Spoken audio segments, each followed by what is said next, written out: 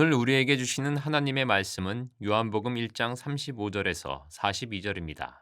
또 이튿날 요한이 자기 제자 중 두 사람과 함께 섰다가 예수께서 거니심을 보고 말하되 보라 하나님의 어린 양이로다. 두 제자가 그의 말을 듣고 예수를 따르거늘 예수께서 돌이켜 그 따르는 것을 보시고 물어 이르시되 무엇을 구하느냐 이르되 랍비여 어디 계시오니이까 하니 랍비는 번역하면 선생이라. 예수께서 이르시되 와서 보라. 그러므로 그들이 가서 계신 데를 보고 그날 함께 거하니 때가 10시쯤 되었더라. 요한의 말을 듣고 예수를 따르는 두 사람 중에 하나는 시몬 베드로의 형제 안드레라. 그가 먼저 자기의 형제 시몬을 찾아 말하되 우리가 메시아를 만났다 하고, 메시아는 번역하면 그리스도라. 데리고 예수께로 오니 예수께서 보시고 이르시되 내가 요한의 아들 시몬이니 장차 게바라 하리라 하시니라. 게바는 번역하면 베드로라. 이는 살아계신 하나님의 말씀입니다. 예수님의 제자 중에 안드레에 대한 말씀을 함께 나누려고 합니다. 예수님의 제자 벌써 9번째를 지나가고 있습니다. 베드로와 안드레, 야고보, 요한, 빌립과 바돌로메, 도마와 마테, 알페오의 아들 되는 야고보와 시몬과 다데오와 가룟 유다. 한 번 더. 베드로와 안드레, 야고보, 요한, 빌립과 바돌로메, 도마와 마테, 알페오의 아들 되는 야고보와 시몬과 다데오와 가룟 유다. 앞으로 한 2번 더 배우면 다 배워질 것 같아요. 오늘 안드레, 단순한 사람이라는 제목으로 말씀을 나눌 텐데, 오늘 설교는 여러분들이 그냥 한 사람의 이야기를 그냥 스토리로 듣는다 생각하고 들으시면 될 것 같아요. 마음을 좀 편하게, 한 사람의 이야기. 오늘 안드레라고 하는 사람을 이렇게 생각하면서 준비하면서 저에게 딱 떠오른 안드레의 이미지는 참 착한 사람이다. 오늘 일부 예배 설교를 한 장승건 목사님은 안드레 하면 딱 생각난 게 사브레였다 그래요. 뭐 비슷한지 모르겠어요. 근데 착한 사람. 그리고 제가 이 말씀을 준비하면서 저에게 도전이 되었던 건, 안드레는 참 착한 사람인데 우리도 안드레와 같은 상황이라면 착할 수 있을까? 그게 도전이 되었습니다. 예수님의 제자들 중에는 우리의 기준으로 보면 A급도 있고 B급도 있습니다. A급 제자는 누구일까요? 베드레, 야고보, 요한. 이 세 사람은 예수님이 중요한 곳을 다니실 때마다 꼭 데리고 다녔던 사람입니다. 베드로, 야고보, 요한. 이 세 사람.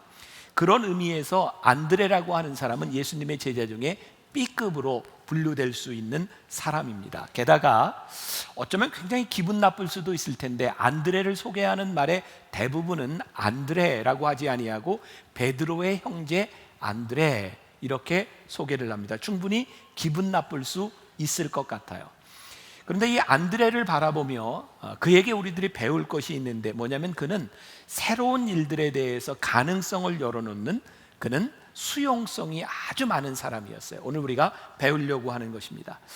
저는 안드레를 가리켜서 또 이렇게 이야기할 수 있을 것 같아요. 작은 거인과 같은 사람이다. 그는 큰 사람이 아니에요. 그런데 그가 있으면 누군가가 빛이 납니다. 그는 숨어 있는 것 같지만 누군가를 통해 커다란 영향력을 발휘할 수 있는 사람. 그래서 작은 거인 같은 사람이라고 말할 수 있을 것 같아요. 요즘 이렇게 좀 유명한 인사들에 대한 리더십에 대한 연구들이 많이 나오는데, 우리가 잘 아는 엔터테이너죠. 유재석 씨에 대한 리더십 이야기가 나옵니다. 유재석이라고 하는 인물에 대한 위대함은 그가 사회를 볼 때 모든 사람을 빛나게 한다는 거예요. 모든 사람들의 역할을 살려준다는 거예요. 참 신기하죠. 유재석이라고 하는 사람은 튀려고 하지 않는데 아주 중요한 역할을 하고 있다는 거예요. 안드레가 바로 그런 사람이 아닐까. 그로 인하여 누군가가 세워지고 높여지는 사람. 안드레를 조금 더 우리들이 설명한다면, 오늘 본문 말씀 가운데 안드레는 본래 세례 요한의 제자였어요. 근데 세례 요한이 이 제자들과 함께 예수님을 보고 1장 36절에 보면 세례 요한이 이렇게 얘기해. 보라 하나님의 어린 양이로다. 이 말은 뭐냐면 저분이 우리가 그동안 기다렸던 메시아야. 그러니까 세례 요한이 자기 제자들에게 우리들이 믿고 따를 분은 저분이야 라고 했더니 그 순간 세례 요한의 두 사람 안드레를 포함해서 이들이 예수님을 따르게 됩니다. 그는 참 스승의 말이나 주변 상황에 대해서 따라야 될 것에 대해서 쉽게 수용하는 그런 사람이었던 것 같아요. 여러분, 제자가 된다고 하는 것, 저는 제자의 제일 중요한 덕목 가운데 하나는 수용성이라고 생각해요. 선생님이 말하는 것을 들을 수 있을 때 좋은 제자입니다. 나쁜 제자는 어떤 제자인지 아세요? 선생님의 제자라고 하면서도 늘 선생님에게 요구하는 것이 많아요. 그리고 선생님에게 배우는 것을 가르쳐 주는 것을 배우는 것이 아니라 내가 원하는 것만 배우려고 해요. 사실 제자는 선생님 앞에서 부끄러운 모습, 단점들이 드러나야 배울 것이 많습니다. 여러분, 우리의 신앙 가운데서 우리들이 제자의 도, 제자가 되지 못하는 것 가운데 하나는 우리들이 하나님 앞에서 우리의 부족함을 드러내려고 하지 않는다는 거예요. 예수님은 당시에 부족함을 드러내지 않으려고 하는 바리새인들을 향하여 그들을 회칠한 무덤과 같은 자들, 위선자라고 말했어요. 바리새인들은 이렇게 기도하기를 좋아했습니다. 주님, 저는 저 세리와 같지 않습니다. 저 죄인들과 같지 않습니다. 그들은 부끄러움을 들키려고 하지 않았습니다. 그래서 예수님은 바리새인들을 가르칠 수가 없었습니다.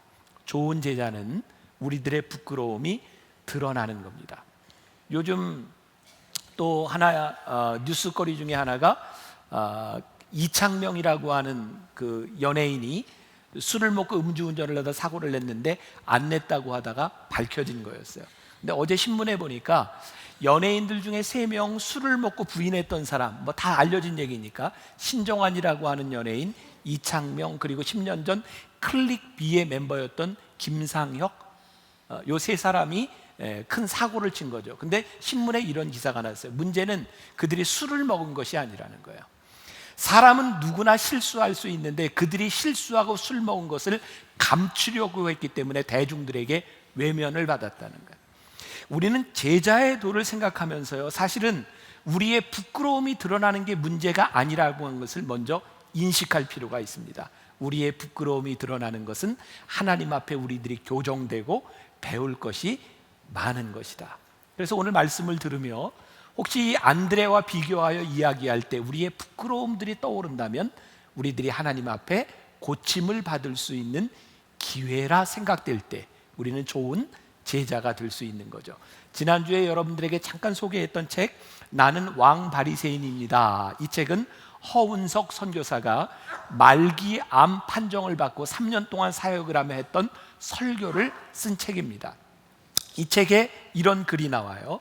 들어보세요. 지금 한국 교회가 타락했다고 합니다. 왜 그런지 아십니까? 한국의 어머니들이 너무 많이 기도했기 때문입니다. 신학생들이 무슨 말인지 어리둥절했습니다. 말기암에 걸렸다더니 정신이 온전하지 않은가 보다 하고 생각하는 눈치였습니다. 과연 기도하는 어머니들이 무슨 잘못을 했다는 겁니까?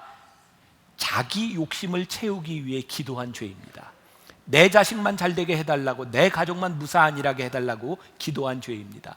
욕심과 탐심이 있는 자리에 사탄이 반드시 역사하는 몸입니다. 탐심으로 기도할 때 사탄이 틈타 말씀을 이용해 우리에게 더 강하게 하나님을 대적하라고 용기와 담력을 줍니다. 여러분, 우리가 신앙생활을 하면서 제자의 삶을 살지 못하는 큰 이유 가운데 하나가 우리가 기도를 너무 많이 하는 거예요. 어떤 기도? 내 욕심과 내 정욕의 기도를 너무 많이 하는 거예요. 우리는 주님께 배우려고 하지 않고 우리의 욕심을 끊임없이 요구합니다. 그래서 기도를 많이 하고 예배를 드리는 이 공동체 안에 사단이 교묘하게 우리들에게 틈타서 오히려 하나님을 대적하라고 이야기합니다. 안드레가 오늘 우리들에게 도전을 주는 아주 중요한 가운데 하나는 그는 듣는 자로서 순종하는 자로서의 모습을 우리들에게 보여주었다는 거예요. 자, 오늘 제가 본문 말씀을 읽으면서 저에게 떠올랐던 이미지예요. 자, 37, 38, 39. 자, 제가 다시 읽어드릴게요. 두 제자가 그의 말을 듣고 예수를 따르거늘 예수께서 돌이켜 그 따르는 것을 보시고 물어 이르시되 무엇을 구하느냐 이르되 랍비여 어디 계시오니이까 하니 예수께서 이르시되 와서 보라. 그러므로 그들이 가서 계신 데를 보고 그날 함께 거하니 때가 10시쯤 되었더라. 예수님을 따르는 과정에 있어서 그는 세례 요한의 제자로서의 그의 말씀도 순종했을 뿐만 아니라 예수님을 만나고 예수님이 부르시는 그 부르심에 아주 잘 순종하는 모습을 보게 됩니다. 이 안드레가 예수님의 말씀을 듣고 예수님을 보게 되었을 때에 그가 체험을 하죠. 41절에 그가 먼저 자기의 형제 시몬을 찾아 말하되 우리가 메시아를 만났다. 예수님께서 따라오라고 하는 말씀을 듣고 그가 주님을 만났을 때 그분이 메시아입니다 라고 하는 고백을 해요. 그리고 나서 그는 그의 형제 베드로에게 가서 복음을 전하게 됩니다. 요즘 전도하는 방법 중에 이제 노방전도나 아무 집이나 가서 이렇게 신방에서 전도하는 것이 아니라 관계전도를 해야 된다는 말을 많이 합니다. 관계전도는 뭐냐면 우리가 복음을 전할 때 그 사람이 복음을 받아들일 수 있도록 관계를 잘 해야 된다는 거예요. 여러분 보세요. 안드레가 자기 형제 베드로에게 가서 내가 메시아를 만났다라고 이야기를 했는데 베드로가 그의 말을 신뢰합니다. 둘의 관계가 어땠을까요? 신뢰 관계가 형성이 되었다는 거예요. 요즘 교회 다니는 사람 때문에 전도가 안 된다는 이야기를 제일 많이 하고 전도의 제일 큰 걸림돌이 목사래요. 왜? 잘못된 목회자, 잘못된 교인들로 인하여 전도의 길이 막혀진다는 거예요. 오늘 이 안드레가 우리들에게 아주 중요한 것을 시사하고 있는데 우리들이 받은 복음을 누구에게 전하기 위해서는 우리들이 인격적으로 올바른 신뢰의 관계를 맺어야 한다는 거예요. 여러분 제가 이거 직접 들은 이야기인데 죄송합니다. 진짜 이런 일이 있었어요. 어떤 목사님이 주일 설교를 마치고 나가는데 그 교회 장로님이 목사님 어깨를 툭툭 치면서 너나 잘해. 여러분 이런 일이 어떻게 가능합니까? 그런데 가능한 거예요. 아무리 설교를 해도 인격이 되지 않으면 아무리 설교를 해도 그 말씀이 들어오지 않는 곳에서는 이런 비인격적인 일들이 일어날 수 있는 거예요. 제가 전도하려고 무척 애쓰는 분이 하나 있어요. 자수성가한 사업에 성공한 분이에요. 다행히 그분은 저에 대한 좋은 이미지를 가지고 있어서 제가 볼 때마다 권면합니다. 그런데 그분이 지난주에 저에게 참 마음 아픈 이야기를 했어요. 나는 교인들 때문에 교회를 나갈 수 없다는 거예요. 교인들에게 실망한 모습, 교인들의 모습을 보면 나는 도저히 갈 수 없는데 진짜 결정적인 건 자기 부인 때문이라는 거예요. 그 부인이 교회에만 나오면 그렇게 정말 천사 같고 그렇게 봉사 잘하는데 자기에게 대하는 모습을 보면 잔인하다는 거예요. 내가 저 아내의 모습을 보고 도저히 교회 갈 수 없다는 거예요. 저는요 그분의 이야기, 그분의 아내도 압니다. 둘을 바라보면서 누가 인격적으로 잘됐다 잘못됐다 이것은 문제가 아닌 것 같아요. 이 사람이 나쁠 수도 있고 이 사람이 나쁠 수도 있어요. 그러나 우리가 복음을 전하는 사람이 되려고 하면 동일한 기준에서 봐야 되는 것이 아니라 내가 복음의 신뢰를 얻기 위해서 복음을 받아들인 우리가 어떻게 살아가느냐에 대한 문제예요. 아마 오늘 말씀을 듣는 여러분들 가운데 정말 듣기 힘든 이야기가 남편에게 아내에게 복음을 전하면 너나 잘해 이럴 때 우리들의 가슴이 찢어지는 것 같아요. 그리고 우리는 그거 받아들이기가 참 힘든 거예요. 내가 별로 잘못한 게 없는 것 같은데. 그런데 복음을 전하기 위해 우리들이 신뢰를 쌓는다고 하는 것은 그렇게 쉬운 일이 아니에요. 여러분 안드레가 예수님의 1호 제자입니다. 1호 제자. 여러분 1호라고 하는 것은 좀 특별한 의미를 가지고 있지 않습니까? 그런데 안드레는 1호 제자로서의 어떤 특권도 누리지 못합니다. 그는 자기 형제였던 베드로를 예수님께 데리고 갔어요. 오늘 본문 말씀에 예수님이 그의 형제 시몬에게 게바라, 베드로라 이름을 주셨잖아요. 그런데 베드로가 수제자가 돼요. 베드로는 예루살렘에서 복음을 전할 때 3,000명씩 5,000명씩 회개하는 역사가 일어나요. 자, 제가 오늘 여러분들에게 결단하고 생각할 수 있는 한 가지를 여러분들에게 드리는데, 여러분 혹시 여러분들은 지금까지 신앙생활하는 동안 저 사람을 보면 마음이 흐뭇해지는 사람이 있으세요? 내가 저 사람 교회로 인도하고 예수를 믿도록 했는데 저 사람 봐 너무너무 좋잖아. 여러분들에게 그런 사람이 있으세요? 여러분, 정말 우리들에게 위대한 일은요, 내가 얼마나 굉장한 일을 하느냐도 중요하지만 나로 인하여 복음을 받아들인 그 사람이 하는 위대함이 우리들에게 얼마나 큰 기쁨일까요? 여러분, 유명한 무디, D.L. 무디는 구두 수선공이었어요. 그런데 그의 주일학교 선생님이었던 에드워드 킴볼이라고 하는 분이 무디를 위대한 부흥사로 만들어요. 그 에드워드 킴볼의 마음 가운데 무디를 바라보며 얼마나 좋은 마음이 있었을까. 여러분, 아프리카의 선교사였던 리빙스턴이요, 전설적인 선교사잖아요. 리빙스턴에게 세례를 주었던 그의 고향의 목사님은 20년 목회를 하면서 유일하게 리빙스턴에게만 세례를 주었답니다. 어떻게 보면 목회에 실패한 사람 아니에요? 일본의 성자라고 불리우는 가가와 도요이코 목사님이 있습니다. 그분이 폐병으로 죽음을 향해 가고 있을 때 어떤 일본 동경의 작은 개척교회를 찾아갑니다. 아무도 찾아오지 않던 교회, 그 교회를 목회하고 있던 나가노 목사님이 가가와 도요이코 목사님을 받아주고 그 사람을 위해서 밥을 차려줘요. 그가 다시 하나님께로 돌아왔을 때 가가와 도요이코 목사님은 일본의 성자라고 불리는 사람이 돼요. 안드레를 보면서 생각나는 거예요. 그의 위대함은 그가 위대한 일을 한 것보다 위대한 사람 베드로를 하나님 앞에 데리고 나왔던 그 위대함이 있다는 거예요. 오늘 우리들의 가슴 속에 우리들의 삶과 우리들의 역사 가운데 내가 하나님 앞에 데려놓은 그 사람에 대한 위대함, 그 가슴 뜨거움, 그것이 우리들에게 있는가? 우리가 예수님 제자들을 한 사람 한 사람 보면서 굉장한 일을 한 사람도 있지만 정말 잊혀지는 어떤 사역도 나와 있지 않는 사람들을 우리들이 보게 됩니다. 그런데 이런 생각하는 거예요. 제가 계속 시리즈 말씀을 전하면서 우리들이 하나님 앞에 끝까지의 우리의 길을 가기 위해서는 하나님의 나라를 위하여 내가 잊혀질 준비가 되어 있지 않으면 우리가 끝까지 이 길을 가기가 힘들다. 하나님의 부르심의 자리를 가면서 누군가가 보이고 누군가가 부럽고 누군가가 시기가 되고 그래서 속도를 내기 시작하면 우리는 탈선할 수밖에 없다. 지난주 그런 사고가 있었어요. 우리나라 무궁화호가 가다 탈선을 했죠. 기관사 한 사람이 죽고 4명인가 5명이 다치는 사고가 났었어요. 제가 그 기사를 보니까 그 탈선했던 이 철로를 변경하는 구간에서는요, 무궁화호가 규정 속도 35km를 유지해야 된답니다. 그런데 그 기차가 그 구간을 127km로 달리다가 탈선한 거예요. 무서운 일이죠. 우리의 자리와 우리의 속도를 지키지 못하는 것이 우리를 탈선하게 만들 수 있다는 게 얼마나 위험한 일인지 아신가요? 오늘 제가 말씀을 준비하고 제 고백을 하면 여러분들 가운데도 그런 사람이 있겠다 싶어요. 아마 설교가 끝나고 나면 제 아내가 또 그런 소리까지 그렇게 했냐고 할지 모르지만 저나 여러분들이나 별로 다를 것 같지 않아요. 제가 목사인데요, 참 힘든 것 중에 하나가 그런 겁니다. 저희 교회 예배나 설교들이 여러 방송을 통해서나 유튜브를 통해서나 이런 데 이렇게 많이 이렇게 떠돌고 있어요.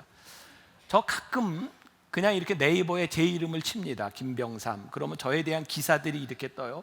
또 무슨 소리가 있나 이렇게 볼 때가 있는데 유튜브에 동영상이 이렇게 뜨면요, 참 힘든 게 동영상에는 누가 몇 번 클릭했나 그 숫자가 나오는 거예요. 그게요 참 힘들어요. 어떤 사람은 나보다 많고 어떤 사람은 나보다 적고 그거 참 힘듭니다. 우리 교회 홈페이지에도 부목사님들이 설교하면 몇 사람이 와서 그걸 들었는지가 나옵니다. 여러분, 어떤 목사님, 부목사님인데 우리 교회 부목사님이라고 하면 안 될 것 같아요. 그 목사님 설교가 제가 어느 날 이렇게 가서 이렇게 좀 부목사님 설교도 듣고 하는데 클릭 수가 엄청나게 많은 거예요. 이게 어떻게 된 일이지? 나중에 들어보니까 그분이 앉아서 계속 클릭을 이렇게 해서 이렇게 올렸어요. 그게 우리의 마음이고 우리들의 모습입니다. 누가 나를 어떻게 보는가, 누가 나보다 잘 나가는가, 이게 우리를 참 힘들게 합니다. 저는 개신교 목사 중에 이런 SNS를 참 먼저 시작한 사람이라 뭐 트위터도 제가 먼저 시작해서 뭐 이렇게 인터뷰도 했고, 저는 이제 페이스북을 이렇게 하는데, 제가 거의 초창기 때 페이스북을 하다 보니까 저에게 친구 신청을 하는 사람들을 다 받아줬어요. 5천 명이 다 찾는데, 문제는 페이스북은 5천 명밖에 친구를 못 받는다는 거예요. 그래서 김병삼, 하나는 한글 이름, 영어 이름 또 하나를 만들었어요. 근데 5천 명이 또 찼어요. 그래서 또 하나를 만들었어요. 만나 패스터, 만나 패스터 1, 만나 패스터 2. 그래서 다 찼어요. 그래서 할 수 없이 이제 페이지를 만들었어요. 페이지도 만들고 각 사람 각 계정마다 팔로워들이 있어요. 그렇게 운영을 하는데 어느 날 지나가다 보니까 내가 참 바보 같은 짓을 했구나. 왜냐하면 그냥 5천 명에다가 페이지와 팔로워만 만들었으면 그것이 이렇게 공식적으로 집계가 되는데, 저는 페이지 3개 계정으로 다 나눠서 좋아요 숫자가 적어요. 그게 힘든 거예요. 제가 목회를 하면서 느끼는 게 뭔지 아세요? 내가 누구보다 적다, 내가 누구보다 미치지 못한다고 하는 것이 우리를 얼마나 조급하게 만드는 일인지 몰라요. 저에게 하나님이 주신 제일 큰 축복, 이번 시리즈를 지나며 하나님이 저에게 주신 가장 큰 축복은, 다시 한번 하나님이 내가 급하지 않고 서두르지 말고 너에게 주어진 그 길, 누가 보는 것이 중요한 것이 아니라 내가 잊혀진 자로 너에게 주어진 일을 잘 가는 것이 사역이니라, 그것을 저에게 깨닫게 하신 것이 저에게 가장 큰 은혜라는 생각이 들어요. 제가 여러분들에게, 제가 목사로서, 여러분들의 담임 목사로서 정말 고백하고 싶은 거, 제가 몇 년 전에 인터뷰를 하면서 그런 얘기했거든요. 기자가 저에게 물었어요. 목사님은 어떤 사람으로 기억되고 싶습니까? 그때 제가 분명히 이야기했어요. 제가 세상을 떠나고 제가 죽었을 때 우리 교인들이 우리 목사님 그렇게 기억하는 것이 내 마음의 소원입니다. 그래, 하나님이 저를 이 자리에 부르신 그 부르심에 가장 합당하게 살아가는 것, 그 길을 지키는 것이 우리들에게 큰 기쁨이 되는 것. 저의 도전일 뿐만 아니라 여러분들에게 도전이 되기를 원하는 것은, 여러분들 주변에 있는 누구 때문에 그 사람이 나보다 높임을 받는 것 때문에 힘든 것이 아니라, 나에게 주어진 그 길을 내가 잘 가는 것이 내 삶의 기쁨이고 내 사역의 기쁨이 되도록 우리들이 안드레를 생각하는 것, 참 귀한 일이라는 생각이 들어요. 요즘 목회를 하는 사람들, 아니 다른 사람도 마찬가지일 것 같아요. 제가 제 적나라한 제 모습을 좀 이렇게 여러분들에게 드러냈으니까 잘난 척은 이제 조금 하면 비기겠죠? 제가 근데 한 가지 제가 괜찮은 게 있어요. 뭐냐면, 저는 제 후배 목사님이나 다른 목사님들 잘하는 분들을 보면 어디든지 많이 소개해요. 출판사에도 소개하고 방송국에도 소개하고, 이런 좋은 분이 있습니다, 이렇게 소개를 하는데 그게 쉬운 일이 아니라는 거예요. 왜냐하면 내가 소개한 사람이 잘나서 내 자리를 빼앗아 갈 수도 있는 거예요. 여러분, 안드레가요 예수님의 1호 제자거든요. 그런데 안드레가 자기 형제 시몬 베드로를 예수님께 데리고 나왔는데, 예수님이 그를 개발하시면서 1호 제자인 자기를 놔두고 베드로를 수제자로 만든 거예요. 여러분, 안드레는요 자기의 위치를 빼앗긴 것 때문에 슬퍼한 사람이 아니라 자기가 세워진 베드로를 바라보며 기뻐했던 사람이에요. 어쩌면 그는 예수님과 이 세상의 사역 가운데 좋은 브릿지의 역할을 감당한 사람이에요. 오늘 여러분들이 결단하고 여러분들 마음속에 생각나야 되는 것이 있어요. 여러분들은 누가 세워지는 것을 보며 마음이 기쁘세요? 지금 여러분들의 가슴 가운데, 여러분들의 삶 가운데 나와 가장 친한 사람 가운데 그 사람이 세워지고 하나님이 그 사람을 쓰시는 것을 바라보는 게 내 기쁨이야. 그때 우리는 안드레와 같은 그런 삶을 살아갈 수 있지 않을까. 참 쉬운 이야기인데 어려운 거예요.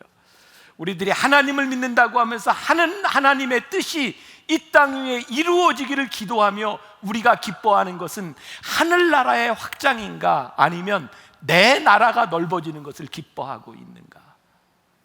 우리들에게 굉장히 중요한 도전이 되는 일이죠. 이 안드레는요 참 단순한 그런 믿음의 사람이었던 것 같아요. 요한복음 6장에 보면 우리가 잘 아는 오병이어의 기적 이야기가 나옵니다. 광야에서 예수님이 말씀하시고 날이 저물었어요. 먹을 것이 없을 때 예수님께서 제자들에게 너희들이 먹이라 그랬더니 빌립이 유명한 말을 하죠. 주님, 여기 있는 사람들에게 조금씩이라도 먹이려도 200데나리온이나 듭니다. 할 수 없다는 거예요. 그때 안드레가 요한복음 6장 8절부터 9절까지 해서 이렇게 얘기합니다. 제자 중 하나 곧 시몬 베드로의 형제, 여기도 이렇게 나와요. 시몬 베드로의 형제 안드레가 예수께 여짜오되 여기 한 아이가 있어 보리떡 5개와 물고기 2마리를 가졌나이다. 그러나 이것이 이 많은 사람들에게 얼마나 되겠삼나이까. 빌립은요, 다른 제자들은요 할 수 없다는 거예요. 여러분, 우리의 신앙이 할 수 없다고 생각하는 때가 언제인가요? 위대한 일은 해야 되는데 우리들이 가지고 있는 능력은 부족한 거예요. 이 갭이 우리로 하여금 아무것도 할 수 없게 만드죠. 하나님의 일은요, 위대한 일과 우리들의 부족함 사이에서 우리들이 있는 것을 가지고 단순하게 하나님 앞에 나오는 거예요. 안드레는 도저히 이루어질 수 없는 일 가운데서 그가 오병이어를 가지고 주님 앞에 나왔다는 거예요.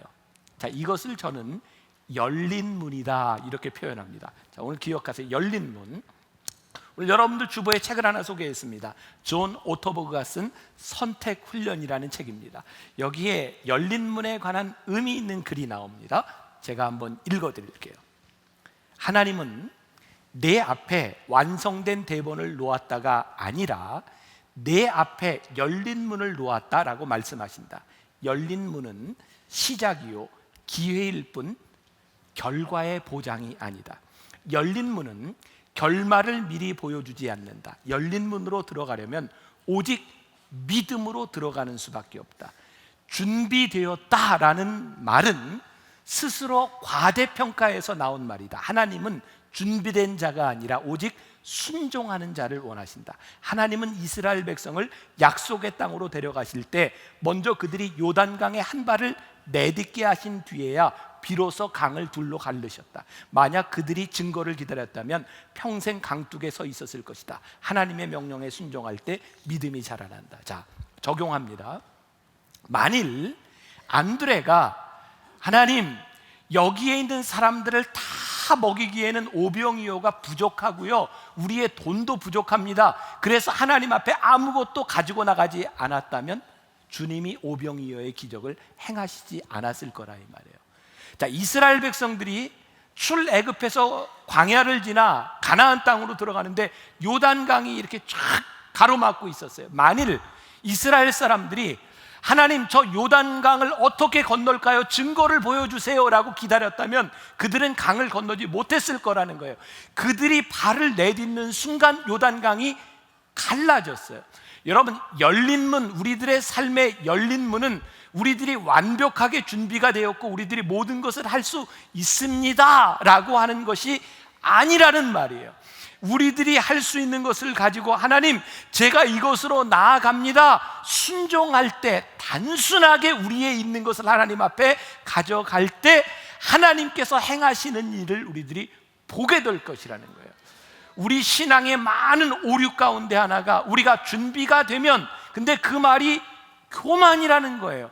여러분들이 준비하는 것이 얼마나 완벽할 수 있겠습니까? 우리의 사역, 우리의 신앙은 우리의 완벽으로 되어지는 것이 아니라 우리들에게 열려주신 열린 문 가운데 우리들이 믿음으로 발을 내어 딛는 거예요. 우리들 가운데 참 힘든 게, 이 길로 가는 게 맞나요? 왜 우리가 고민하나요? 다른 길이 많은 거예요. 결혼을 앞둔 젊은 남녀들이 이 여자가 맞나요? 이 여자 말고 다른 여자가 많아요. 고민이 되는 거예요. 내가 하나님 사역을 하는데 이 사역이 맞나요? 이 사역 말고도 다른 사역이 많은 거예요. 근데 한 가지 분명한 건, 이 길이 맞나요? 이 길로 안 가보면 이 길이 틀린 줄 모른다는 거예요. 이 여자가 맞나요? 그 여자하고 결혼 안 해보면 이 여자가 맞는지 안 맞는지 절대로 알 수 없다는 거예요. 우리들의 삶에 우리들이 뛰어들지 않고 우리들이 행동하지 않으면 우리는 아무것도 얻을 수 없는 게 있어요. 그러면 여러분들이 고민하고 있는 여러분들의 선택 와중에 그럼 다 그냥 그대로 해야 될까요? 기준이 있는 거죠. 하나님이 우리를 부르시고 우리를 쓰시기를 원하시는데 그 기준이 무엇이냐? 이것이 나의 욕심에 근거한 게 아닌 것이 확실한가? 이것이 나의 욕심과 정욕으로 구하는 것이 아니어야 사단이 우리를 가운데 틈타지 않죠. 또 하나, 하나님이 하시는 일, 성령님은 진리의 영이시기 때문에 지금 하고 있는, 내가 생각하고 있는 것이 진리를 벗어나지 않는 일이 분명하다면 우리들은 발을 내딛어야 되는 거예요. 열린 문 안으로 들어가야 되는 거예요. 혹시 여러분들 가운데 무언가로 인하여 고민하고 결단하지 못하고 결정장애에 빠진 분이 있다면 하나님 앞에 기준을 바라보고 움직이라 이 말이에요. 그러면 하나님께서 행하시는 일을 우리들이 기대하게 될 것이에요. 하나님 앞에 하나님의 일을 하는데 제일 큰 장애가 뭐냐면 완벽주의입니다. 완벽주의는 교만입니다. 여러분들의 준비는 절대로 완벽할 수 없습니다. 하나님은 부족한 우리를 온전하게 만들어 가시는 분입니다. 만일 하나님이 완벽주의를 추구하셨다면 왜 여러분들을 이렇게 만드셨겠습니까? 기분 나쁘신 거죠 지금? 왜 이렇게 만드셨겠어요? 제가 언젠가 설교하면서 그런 얘기했어요. 우리가 흔히 막 사람, 저 믿음 좋은 사람처럼 불리는, 보소서 주님 나의 마음은 선한 것 하나 없습니다. 하나님 나를 드립니다. 하나님 나를 받아주세요. 우리들이 꿈꾸는 거, 어떻게 저 사람은 자기를 하나님께 다 드려? 근데 그게 별로 위대하지 않다니까요. 하나님 입장에서 보면 그냥 한숨 나면, 나를 드려. 야, 너를 내가 어떻게 쓰냐? 야, 너를 쓰려면 병도 고쳐야지, 이거 성질 고쳐야지, 이거 도대체 어떻게 써? 우리가 완벽하기 때문에 하나님이 우리를 쓰실 수 있는 게 아니라니까요. 우리가 완벽하기 때문이 아니라 우리를 사랑하시기 때문에 우리의 부족함을 하나님이 쓰실 수 있는 거예요. 우리의 완벽함이 아니라 하나님, 저의 부족함, 열린 문 가운데 들어갑니다. 제가 왜 말씀을 준비하면 갑자기 야구 생각이 났는지 몰라요. 야구 선수, 저 요즘 박병호 홈런 치는 거 무지하게 기다리고 있는데, 박병호의 타순이 5번으로도 갔다가 8번으로 갔다가 막 이렇게 왔다 갔다 해요. 이 프로야구 선수들 대단하잖아요. 근데 참 신기하게도 그렇게 잘하는 사람이 1번부터 9번까지 있는 거예요. 다 홈런을 쳐서도 안 돼요. 발 빠른 사람도 있고 단타를 치는 사람도 있고, 그래야 야구가 되는 거예요. 하나님이 여러분들 쓰시는 데는 여러분들의 완벽함을 추구하는 것이 아니라 여러분들에게 지금 열려진 그 문 안으로 여러분들에게 들어가라고 말씀하시는 거예요. 안드레가 묻잖아요. 주님, 당신이 누구십니까 선생님? 그래서 예수님이 말씀하세요. 와서 봐라 이거예요. 와서 봐라. 그랬더니 안드레가 예수님을 따라갑니다. 그리고 예수님을 봅니다. 주님이 메시아이십니다. 와서 보라라고 하는 의미는 무엇일까요? 신앙은, 믿음은 관념적이 아니라는 거예요. 우리의 머릿속에서는 따릅니다라고 이야기하지만 그 따름을 우리들이 가서 보는 것은 쉬운 일이 아니에요. 이스라엘 백성들이 애굽에 있을 때 10가지의 재앙도 보았고 그들이 믿음으로 뭔가 나가서 가나안 땅으로 갈 수 있을 것 같았는데, 광야에서 어려움을 바라보니까 그 가운데서 믿음을 고백하는 것이 쉽지 않았어요.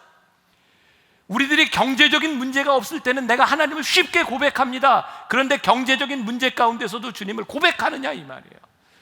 우리가 건강할 때는 하나님의 일을 얼마든지 할 수 있습니다. 그런데 건강을 잃은 가운데도 하나님이 나를 쓰실 수 있음을 우리들이 믿음으로 고백할 수 있냐 이 말이에요. 여러분, 와서 보라고 하는 말은 관념적이 아니에요. 안드레는 어부였어요. 예수님께서 와서 보라라고 말씀하셨을 때 그가 모든 것을 두고 예수님을 따라갔어요.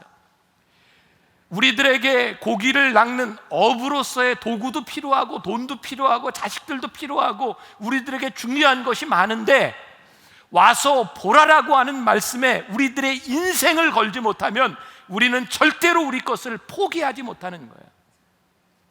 안드레가 와서 보라라고 하는 음성에 주님을 따라갔다고 하는 것은 그의 삶의 우선순위를 보았다는 거예요.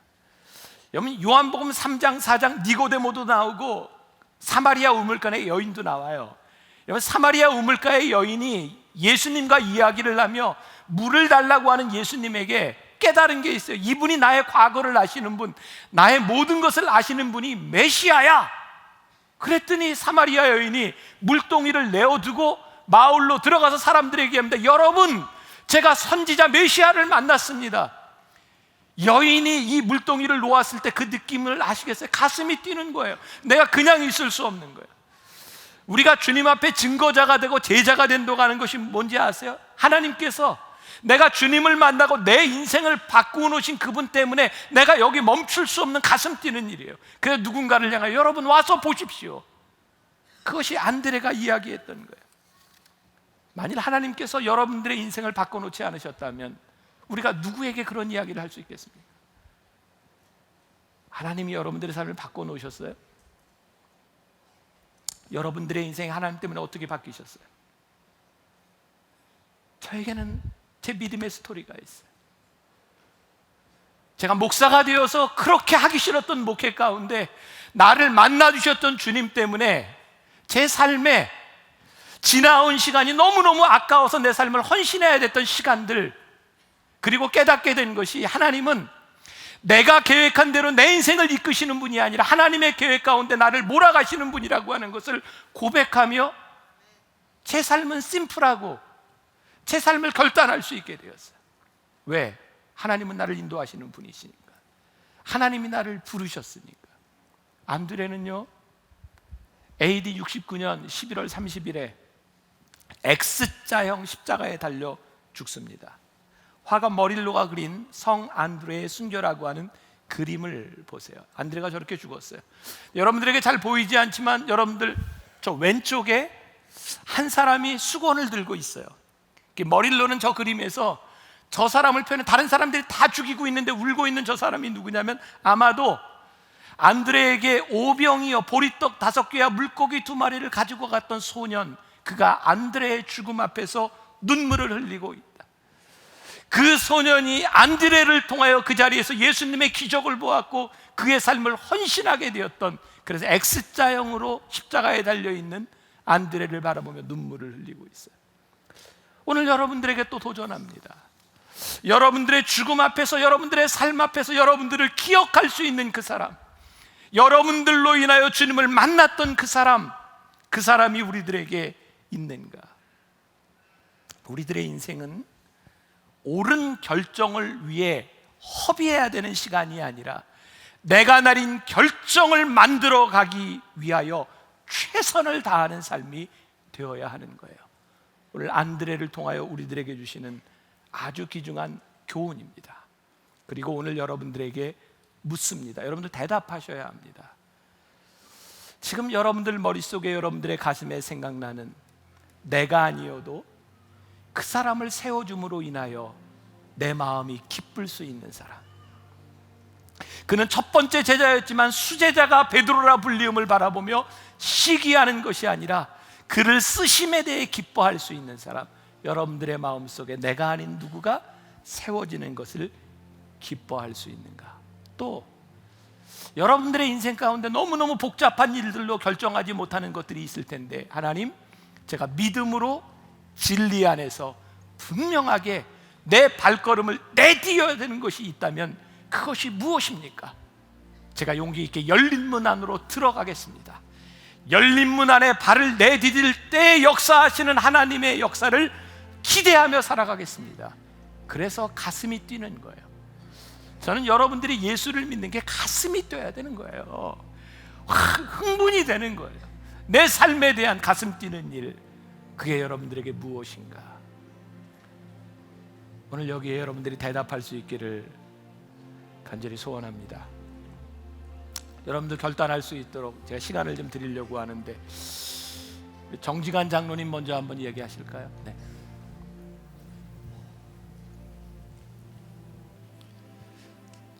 오늘 목사님 말씀을 통하여 얻은 교훈은, 안드레가 예수님의 12제자 중 B급에 속하는 제자였지만 늘 마음이 열려있고 순종을 잘하는 사람이었던 것 같습니다. 또한 안드레가 주님을 따라갔을 때 그의 생업까지도 포기하고 갔다는 사실에도 주목할 수 있었습니다. 오늘 안드레의 삶을 통하여 제 모습을 바라볼 때 그동안 사역하면서 순종하지 못하고 교만하게 살아왔음을 고백합니다. 그래서 이번 한 주를 살아갈 때 안드레의 순종을 본받아 요한복음의 말씀을 묵상하고 예수님께서 말씀하신 대로 살아가도록 결심하겠습니다. 고맙습니다. 안드레가 B급이었는데 혹시 우리는 B급, C급인지도 몰라요. 근데 하나님이 우리를 부르셨어요. 여러분들 중에 누구든지 좋습니다. 말씀을 듣고 나는 이런 결단을 하겠습니다. 아닙니다. 위에 밑에 저 위에 지지난주에도 하셨던 것 같은데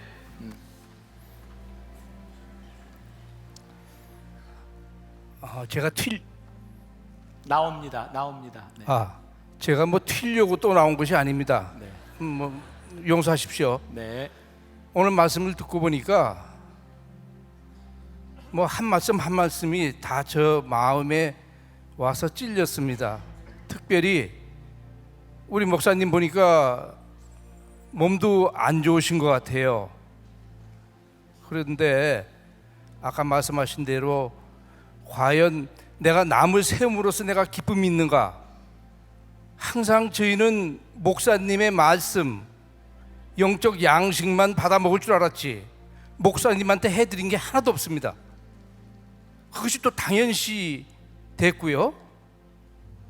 그것이 제 마음에 많이 찔림으로 옵니다. 그러면 우리가 어떻게 해야 되겠습니까? 이번에 5월달이죠. 어버이날입니다. 또 스승의 날이 있습니다. 우리가 언제 목사님한테 목사님은 우리 영적인 아버지시고 또 스승이신데 이런 생각이 들더라고요. 뭐 언제 어버이날에서 꽃 하나 꼽아드릴 시간도 없습니다. 그러니까 우리 한꺼번에 제가 이런 제안을 한번 해보겠습니다. 우리 목사님 감사합니다 하는 그 말씀과 함께 요즘 TV에 이북 뉴스에 나오는 거 보면은 박수치기 사실은 김정희한테도 박수 치는 거 보니까 한 5분 10분을 치더라고요. 우리도 이제 제가 여기 10년 이상 됐습니다. 그런데 한 번도 우리 목사님한테 박수 쳐준 게 없어요. 한번 좀 끝까지 칩시다. 5분. 자, 네. 감사합니다. 네. 안 짰어요. 네. 네, 고맙습니다. 네, 감사합니다. 네. 분위기가 좀 이상하게 흘러가고 있어요. 결단해야 될 분위기. 제가 기도하겠습니다. 하나님, 오늘 말씀을 들으며 안드레를 생각합니다. 누군가 나보다 앞서가는 것이 참 힘들고, 내가 저 사람 데려왔는데, 내가 저 사람 인도했는데 어느 날 나보다 더 나은 것 같으면 우리의 마음이 참 견디기 힘들 때도 있었습니다. 하나님, 나는 나를 부르신 그 길을 가고 누군가가 아름답게 세움받고 쓰여지는 일이 정말 우리의 기쁨이 되기를 간절히 소원합니다. 하나님, 우리들은 또 많은 준비하는 일들로 번잡하고 내가 좀 더 완벽해지면, 좀 더 준비되면, 하나님은 우리들에게 지금 오라고 말씀하시고 지금 네가 순종하라고 말씀하십니다. 우리의 준비가 아닌 순종함으로 우리들의 펼쳐진 하나님의 역사를 바라보는, 간증할 만한 역사를 경험하는 하나님의 사람들이 되게 하여 주옵소서. 한 사람 한 사람 축복하심을 믿사오며 예수님의 이름으로 기도합니다. 아멘. 내가 주님을 사랑합니다. 우리 믿음으로 고백하며 봉헌하도록 하겠습니다.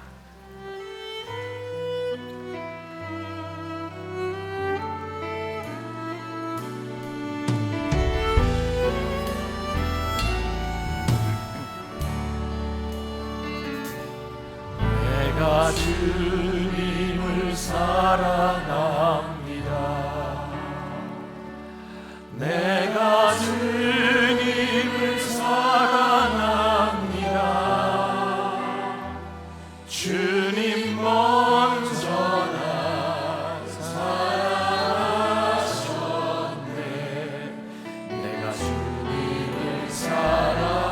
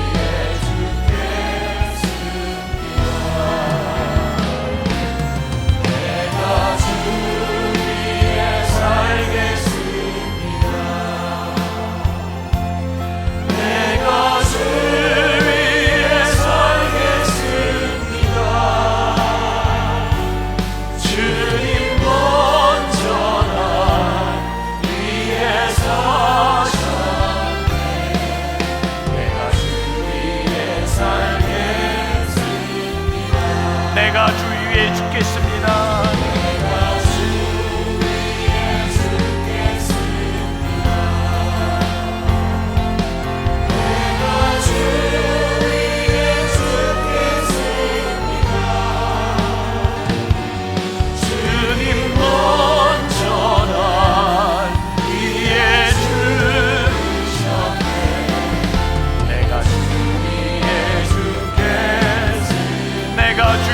살겠습니다. 내가 주 위에 살겠습니다. 내가 주 위에 살겠습니다. 주님 먼저 날 위해 사셨네. 내가 주 위에